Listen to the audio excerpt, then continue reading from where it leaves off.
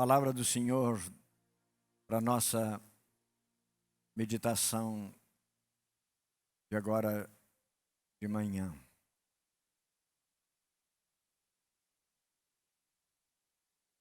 Hebreus,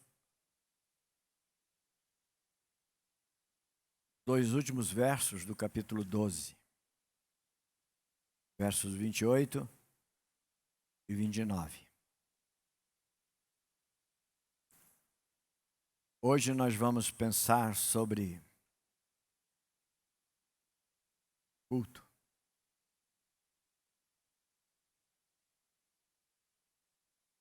O texto sagrado registra o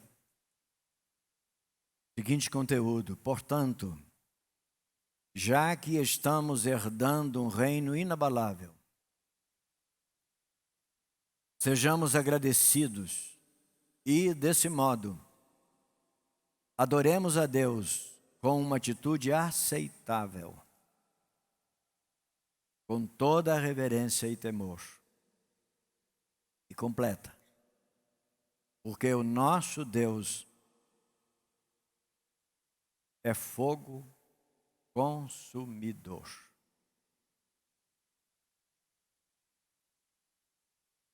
Esse é o texto que a nossa reflexão vai pensar. E nós vamos trabalhar com o seguinte pensamento. Está aí. Fogo estranho ou culto estranho?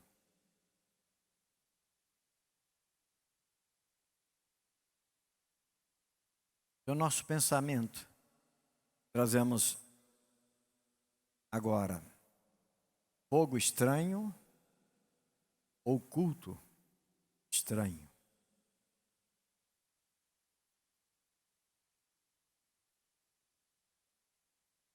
Igreja, cultuar faz parte da estrutura humana. Nós fomos criados para cultuar. Fomos preparados por Deus para cultuar. Lá na criação, Deus nos dotou desta capacidade, cultuar. Nenhum outro ser criado para viver sobre a terra cultua. A Bíblia exalta a voz da natureza, a voz dos animais, a voz dos pássaros. É voz.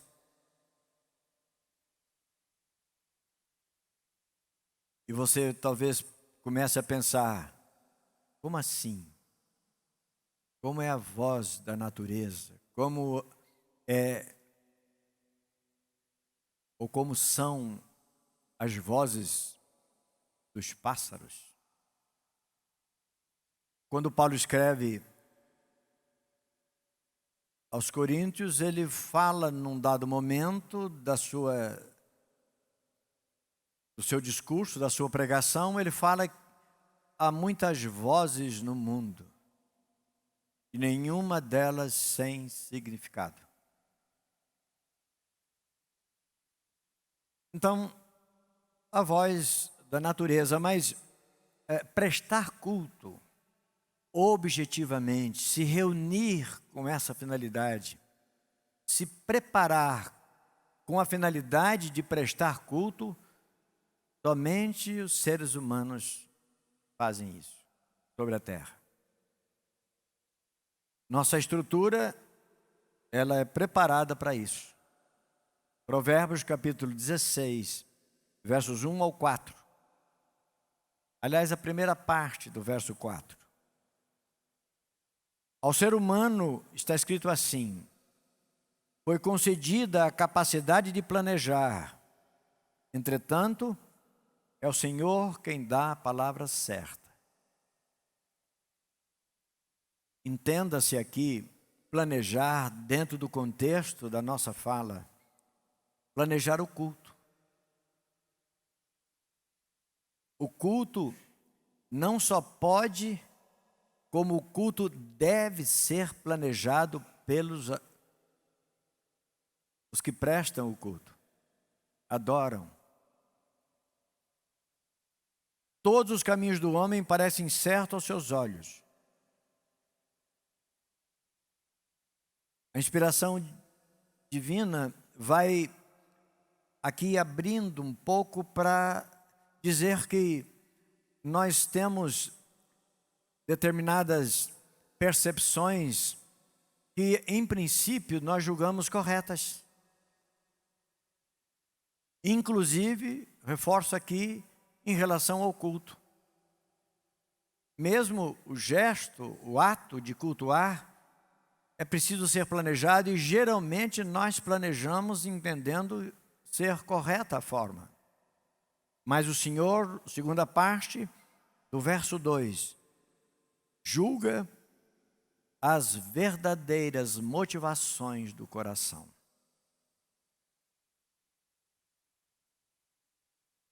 Estou lendo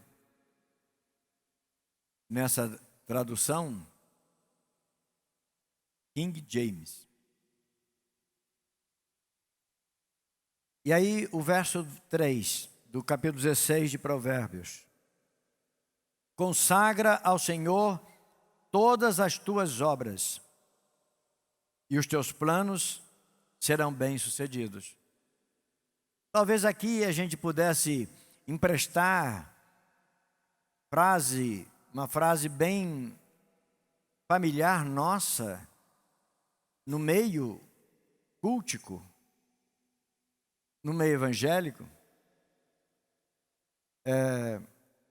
Consagra ao Senhor todas as tuas obras e teus planos serão bem estabelecidos. Então, você se prepara para determinada coisa e você vai ter sucesso. Só resta esperar pelo sucesso. Em relação ao culto, o culto é uma atividade. O culto é uma atividade. E é uma atividade para a qual é preciso bem planejá-lo. E tanto é uma atividade que dentre as 12 tribos de Israel, uma tribo foi separada só para trabalhar em função do culto. E a gente sabe, a tribo de Levi sequer recebeu herança nas terras da Palestina. Os levitas, portanto, os descendentes de Levi, o pessoal da tribo de Levi, era um pessoal, uma tribo inteira, separada para preparar e apresentar o culto. Então, o culto é um trabalho. Consagra ao Senhor todas as tuas obras. Obras, trabalhos. Trabalho cultico. Preparar-se para o trabalho do culto. E os teus planos serão bem-sucedidos. Só a primeira parte do verso 4. O Senhor criou tudo o que existe com um propósito definido. Bonito isso. Para quem não sabe, ou para quem possa laborar em alguma dúvida, está aqui devidamente esclarecido. Tudo o que o Senhor criou, Ele o fez para um propósito definido. Graças a Deus. E o propósito de Deus em relação a nós, seres humanos, criados à sua imagem e semelhança, é adoração. Nós fomos criados para adorar a Deus. E como já antecipamos, sobre a terra, nenhuma outra criatura se organiza para adorar, ou nenhuma outra criatura adora organizadamente. Não é? Aí, pensando assim, a gente pode perguntar, será que cultuar tem uma forma ideal? Ou uma forma correta de adorar, de cultuar? E a resposta é sim.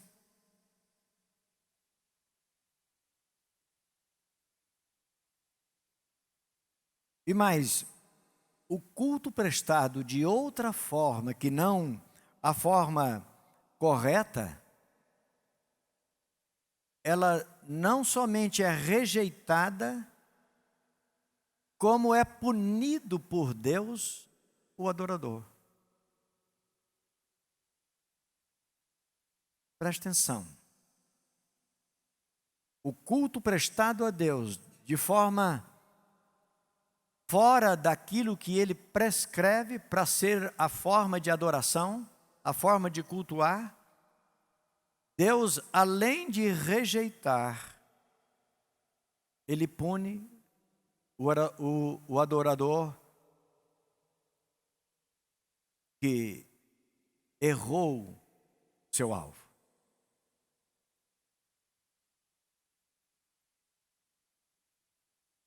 E nós vamos tomar para desenvolver o nosso pensar Levítico no capítulo 10. Levítico no capítulo 10 é desse texto que nós vamos compreender por quê. Fogo estranho.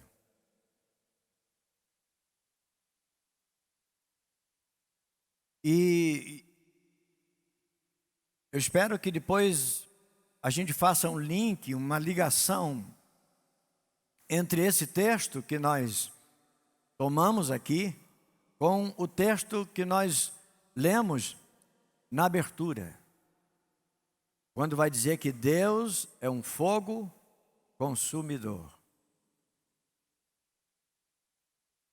Aqui há a narrativa de um episódio, de um fato acontecido entre os filhos de Israel. Bom, nós sabemos que Arão, irmão de Moisés, ele foi destacado por Deus para o sacerdócio. Não somente ele, mas seus 4 filhos. E nesta oportunidade, os 2 mais velhos é apresentado ou participa do momento do culto. E aí, a informação que nós temos, Nadab e Abiú, filhos de Arão, pegaram cada um o seu incensário, ou queimador de incenso, colocaram incenso dentro dele, puseram fogo e o apresentaram a Deus, o Senhor, como oferta. Contudo, não fizeram isso de acordo com as leis de Deus. E por isso, Deus, não aceitou a oferta deles. De repente, verso 2, partiu diante do Senhor uma labareda de fogo que os aniquilou, e pereceram ali mesmo onde estavam. Esses 2 sacerdotes Nadab e Abiú. Eles se apresentaram a Deus para adoração. E eles se apresentaram a Deus para cultuar. E nesse gesto de se apresentar a Deus para cultuar, fogo saiu do altar e consumiu a ambos, os dois. Eles não conseguiram cultuar e foram mortos diante do altar. E por que eles foram mortos? Porque eles apresentaram fogo estranho. Mas por que era um fogo estranho? Irmãos, no livro do Êxodo, no capítulo 25 até o 30, a gente tem ali toda a orientação dada por Deus a respeito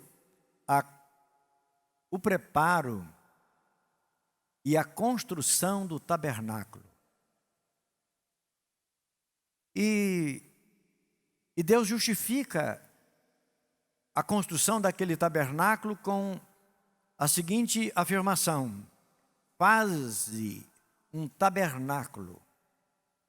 Esse tabernáculo era uma tenda móvel, porque o povo ainda estava no deserto. Diz: faze-me um tabernáculo, e eu vou habitar no meio do povo. O lugar da adoração, a tenda da congregação, o tabernáculo, era o lugar onde Deus se apresentaria. Esse tabernáculo ele era fixado no meio do assentamento das tribos. E os sacerdotes vinham ali para colocar o povo diante de Deus, para o culto a Deus. E se a gente for verificar, e eu sugiro que você leia, depois leia atentamente, o tabernáculo tinha minúcias naquilo que era para ser feito. Quando se tratava de tamanho, tanto o tabernáculo, quanto a cobertura do tabernáculo, as paredes do tabernáculo, as colunas do tabernáculo. Em se tratando de tamanho, os dados para a confecção do tabernáculo foram dados pelo Senhor em centímetros. Tantos metros e tantos centímetros. Quando se tratava de qualidade, era o melhor. Uma tal madeira de acácia era a melhor madeira que poderia ser encontrado naquela região por aquele tempo. E se não bastasse a madeira ser uma madeira nobre, acácia, ainda era toda revestida de ouro.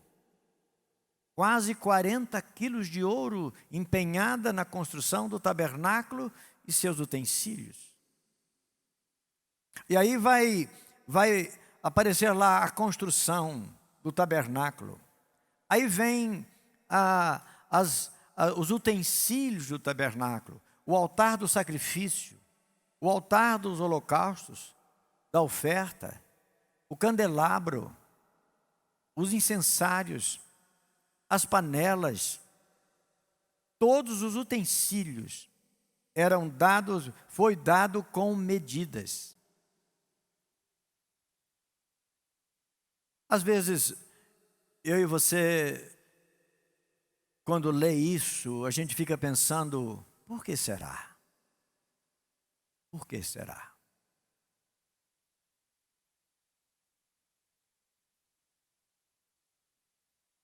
Igreja, o tabernáculo era nada menos do que o lugar da presença de Deus.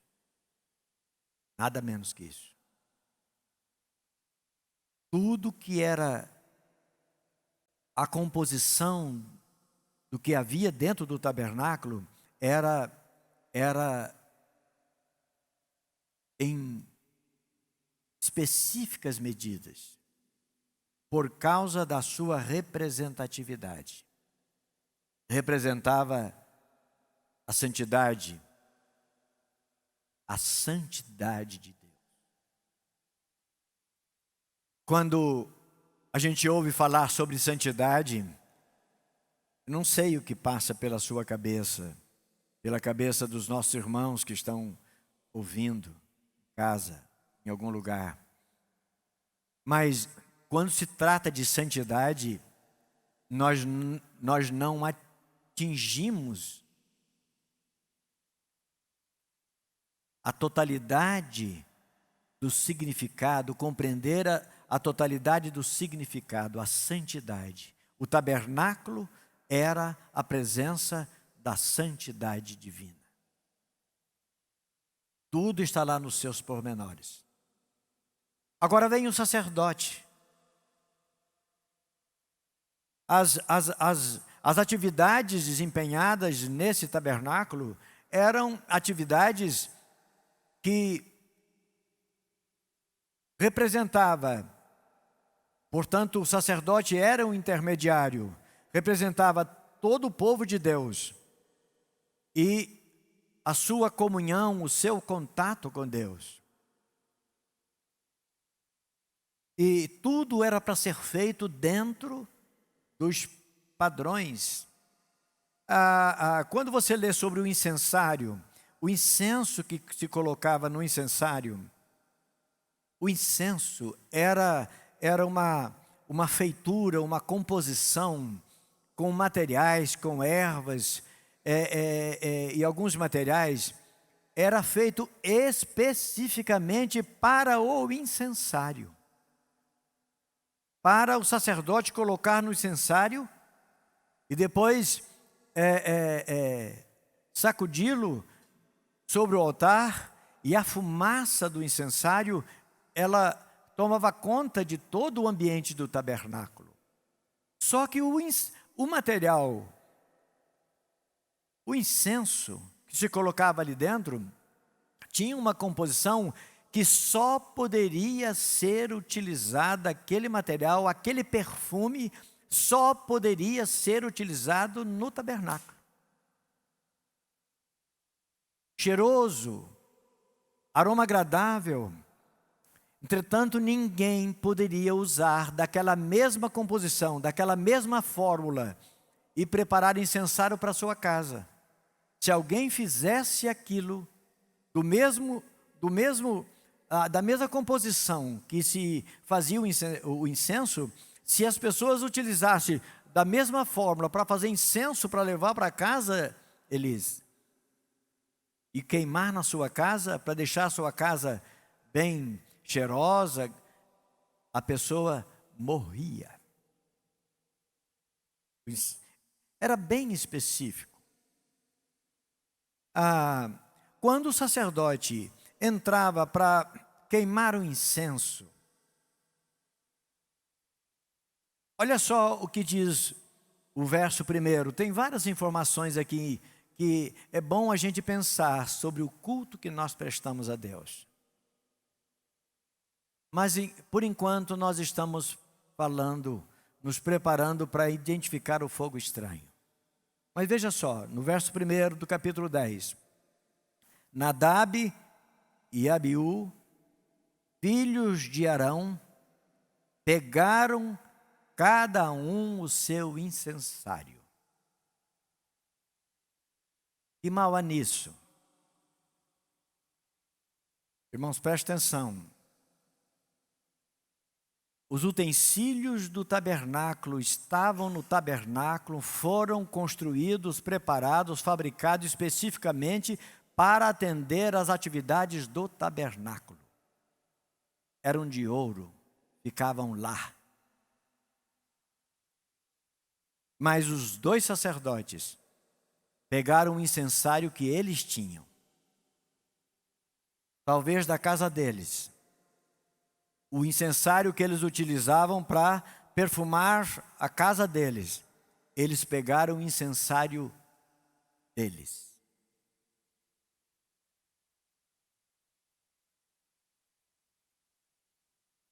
E depois,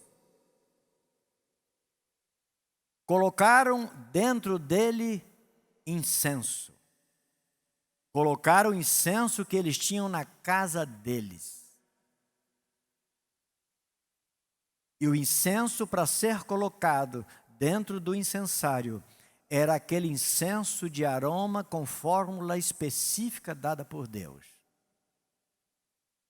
E não podia usar daquela fórmula, já disse, para fazer o incenso para perfumar as suas casas. Mas eles pegaram o incensário deles e eles colocaram o incenso que eles tinham em casa. Não era o incenso do tabernáculo. Não era aquilo que era consagrado ao tabernáculo. Para o culto, eles trouxeram o incenso de outro lugar, talvez da casa deles. E puseram fogo.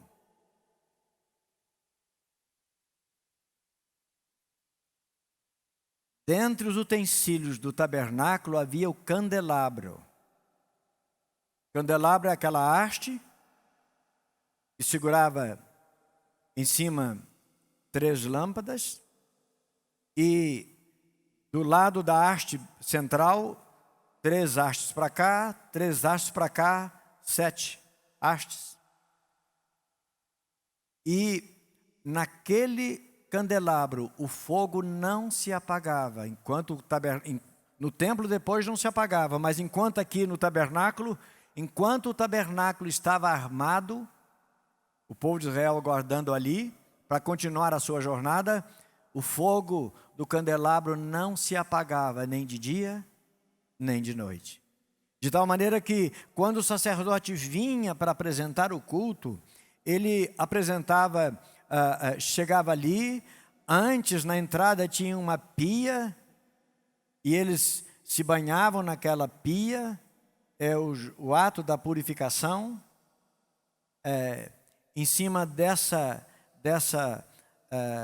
orientação divina, depois mais tarde Jesus encontrou as pessoas criando tradições e se lavando muitas vezes por qualquer motivo, etc. Mas o fato é que quando eles entravam para o átrio, eles se lavavam naquela pia, eles pegavam o incensário do tabernáculo, colocavam o aroma do tabernáculo, consagrada para adoração no tabernáculo, e eles acendiam, o sacerdote acendia o incenso com o fogo do tabernáculo, com o fogo que estava aceso no incensário. Mas Nadab e Abiú, repito para a gente ficar bem claro para a gente, Nadab e Abiú pegaram o incensário deles, vamos só recordar, colocaram dentro do incensário o incenso deles e atearam fogo lá em casa ou em algum outro lugar e vieram com o incensário aceso e chegaram no altar para oferecer ao Senhor.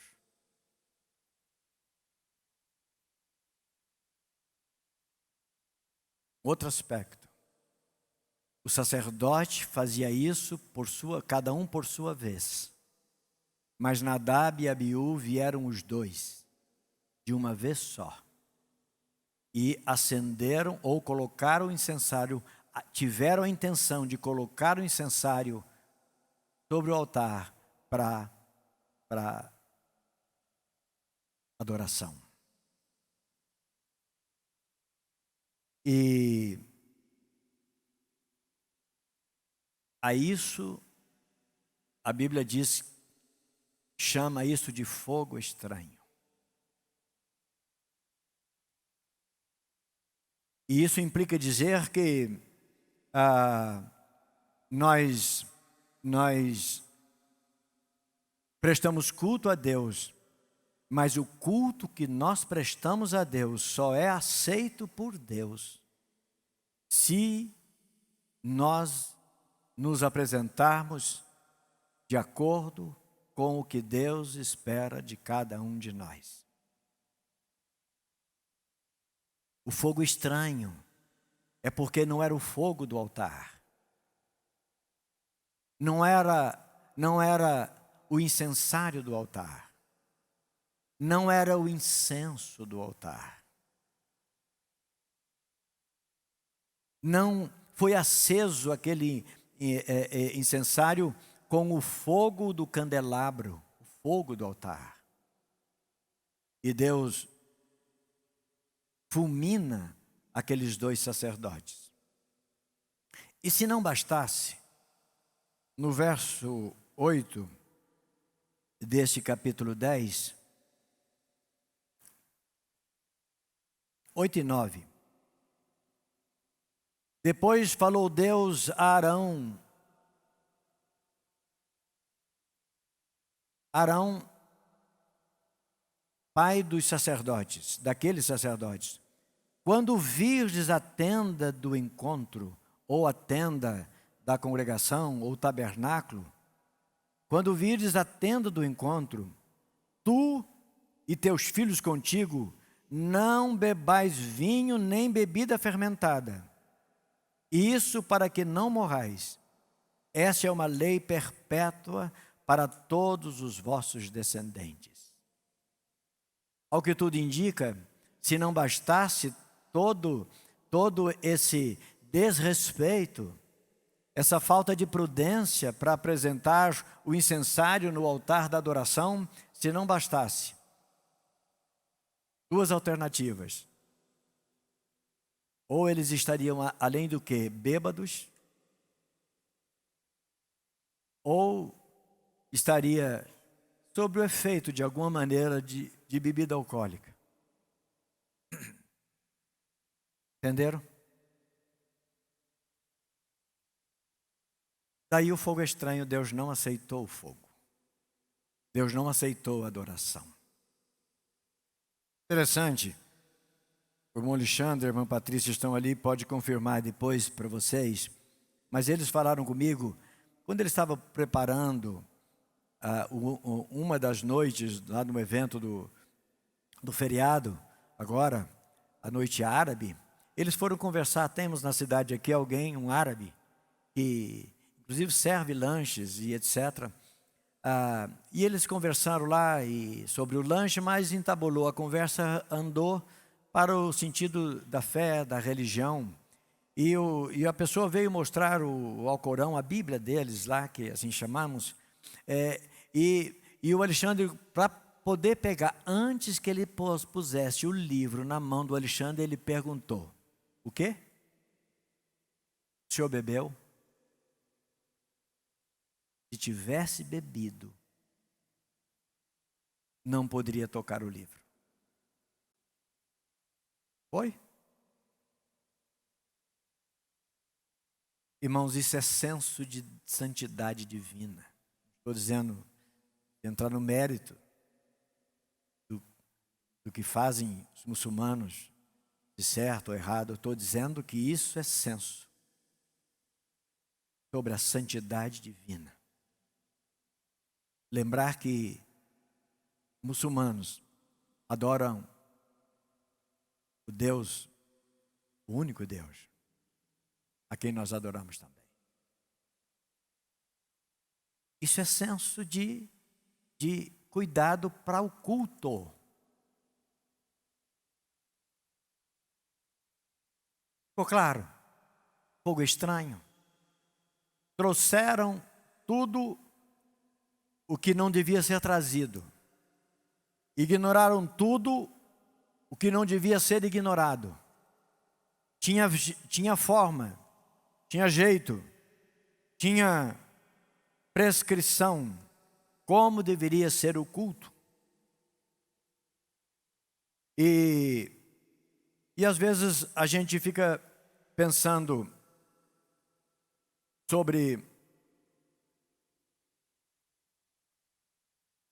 algumas informações que a Bíblia nos traz. Nós falamos isso na abertura do culto hoje. Eclesiastes, no capítulo 5, verso 1. Cuida dos teus passos e ser reverente quando adentrares o santuário, a casa de Deus. Aproximar-se para ouvir vale muito mais do que os vários sacrifícios pelos tolos, ainda que não percebem o mal que estão fazendo. Nós lembrávamos aos irmãos quando abrimos o culto hoje. Irmãos, o culto que nós prestamos a Deus aqui no tabernáculo, vamos, para ficar fácil a relação, para a gente identificar. O culto que nós prestamos a Deus aqui no tabernáculo só será aceito diante de Deus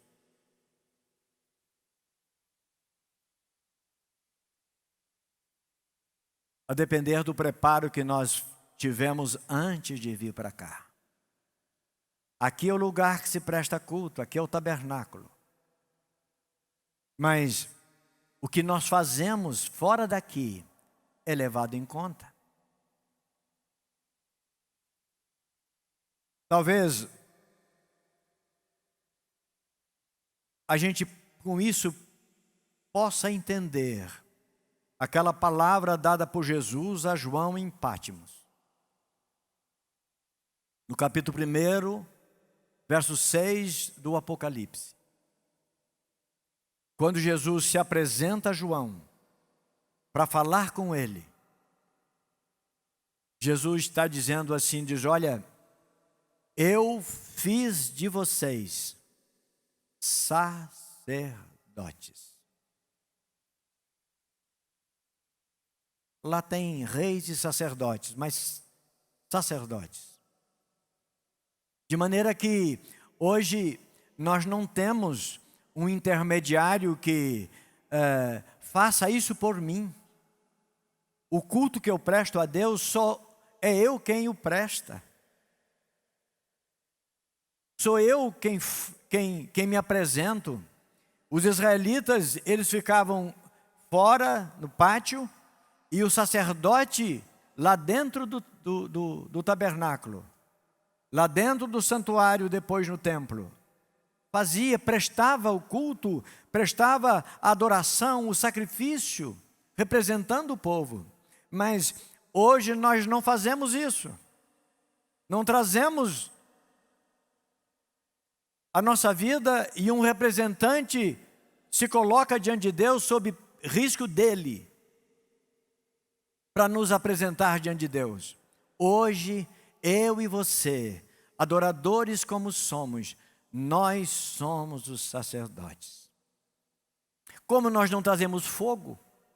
Porque não temos o incensário na mão. Porque não temos um candelabro aqui com um fogo. Porque não temos incenso para trazer. Eu e você prestamos culto.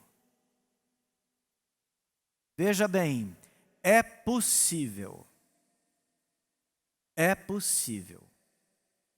que eu e você, como adorador, é possível que nós tragamos ao Senhor culto estranho.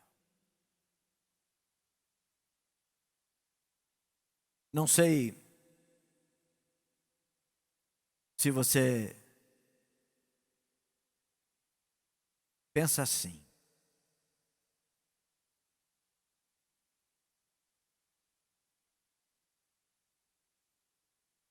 Verso 8 do capítulo 25 do livro do Êxodo. Faze-me um santuário, para que eu possa habitar entre o meu povo. Irmãos, nós somos povo de Deus. E nós não temos um sacerdote entre nós. Deus fez a mim e fez a você como sacerdote. O lugar onde nós nos reunimos para a adoração. O lugar onde nós abrimos a nossa reunião de adoração. Onde nós abrimos o culto no nome de Jesus. Ele diz, quando vocês se reunirem em meu nome, eu estou no meio de vocês. E eu e você estamos prestando culto para quem está aqui presente. Deus estava lá sobre aquele altar. E antes que Nadab e Abiú apresentasse sacolejasse lá o incensário para provocar o fumaciamento do ambiente, Deus fez sair do altar, soprou deles uma labareda e eles morreram no local. Nós estamos aqui diante do mesmo Deus, o mesmo Senhor que queimou Nadab e Abiú, está aqui, é no nome dele.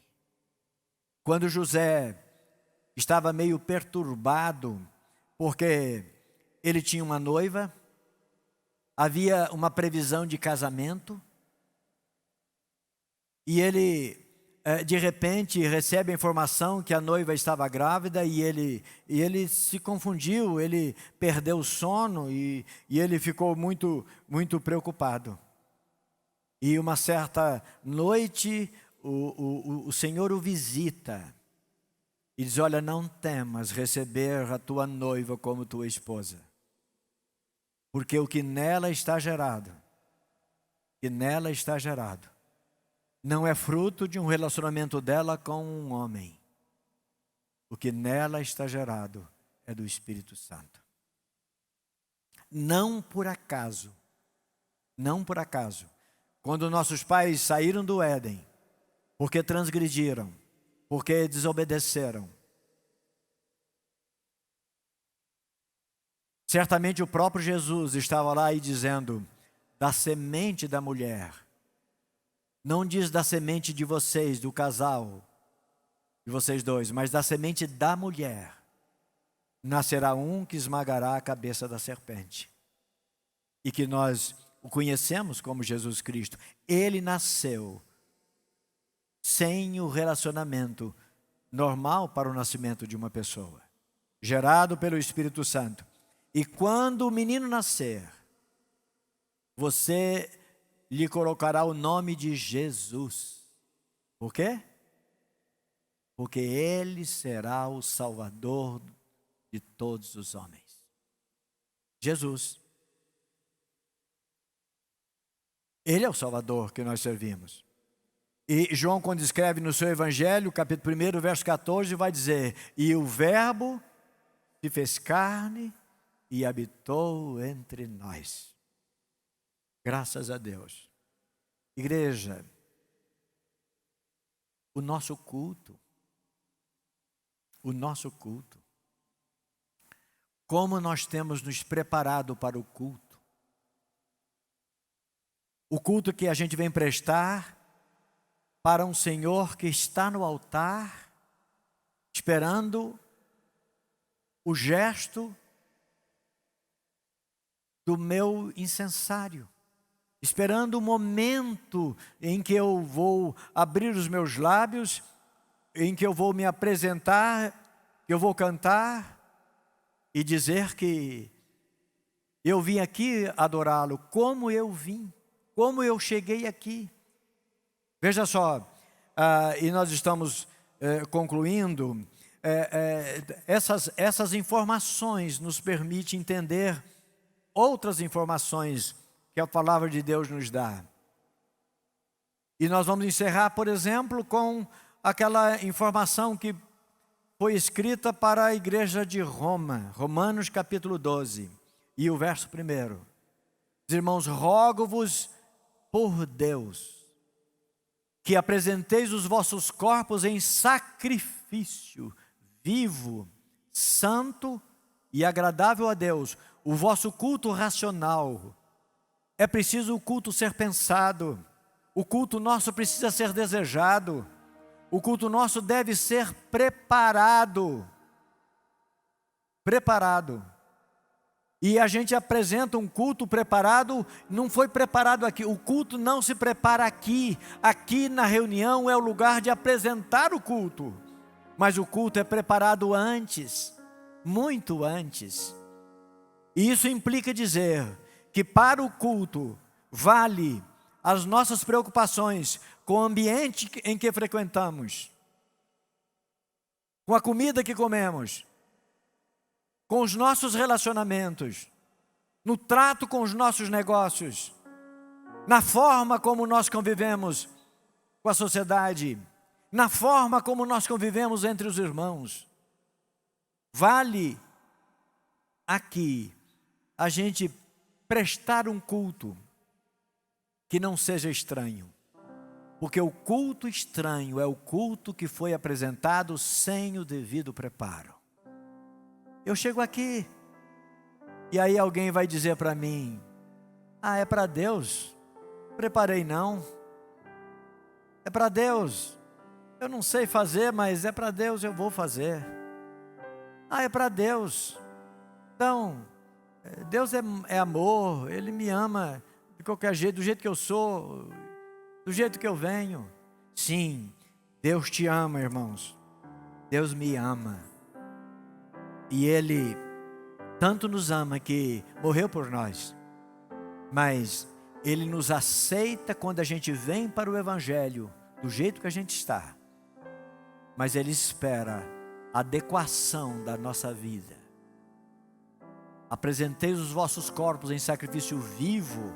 Sabe o que é isso? Vivo, santo, para que se torne agradável a Deus o nosso culto racional. Deus nos abençoe, irmãos, e que o nosso culto seja aceito, seja conhecido de Deus, seja recebido por Deus, mediante uma vida santificada fora daqui, uma vida preparada fora daqui. Não vamos trazer coisas estranhas para cá, Deus não aceita. Não vamos trazer coisa estranha porque os outros fazem. Não vamos cantar certas coisas porque todo mundo canta. Não vamos fazer certas práticas porque é uma prática comum na sociedade, nas igrejas. Não vamos plagiar. Tem muita coisa bonita por aí, o mundo também tem. Tanto que ele é tão perigoso, porque é muito bonito o mundo, cheiroso. Talvez o incenso de Nadab e Abiú eles julgassem que fosse mais cheiroso do que aquele incenso do tabernáculo. Mas Deus os queimou vivos, porque era um fogo estranho. O incenso era outro, o fogo devia ser outro, o incensário devia ser outro, o gesto devia ser outro. Pense nisso. Vamos nos colocar em pé. Nós vivemos para adorar o Deus Santo. Santo. E o Santo Deus a quem os israelitas adoraram é o mesmo Deus Santo a quem eu e você adoramos também. Ele nos abençoe e Ele aceite o nosso culto, e nós prestamos a Ele trazendo o melhor de nós. A gente cantou antes, o meu melhor quero te dar. Damos mesmo?